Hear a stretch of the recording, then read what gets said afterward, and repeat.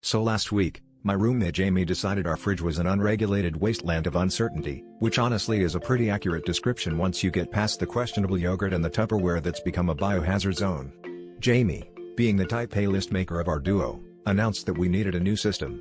I assume this meant color-coded labels or maybe just, actually throwing things away.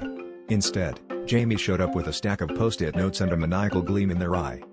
The next morning, I went to grab some leftovers and discovered that every single container had been labeled, not by contents or date, but by mood.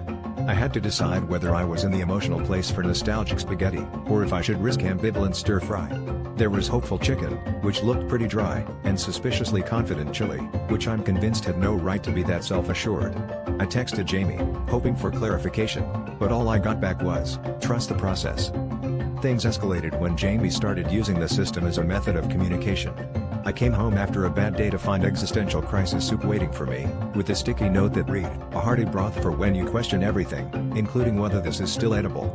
My other roommate, Matt, tried optimistic lasagna but reported it tasted like denial and ricotta. We all agreed to avoid passive-aggressive potato salad, which had been in the fridge since before the labeling system and was starting to develop a new ecosystem. Last night, I opened the fridge hoping for some comfort food and found a single, forlorn slice of pizza labeled regret.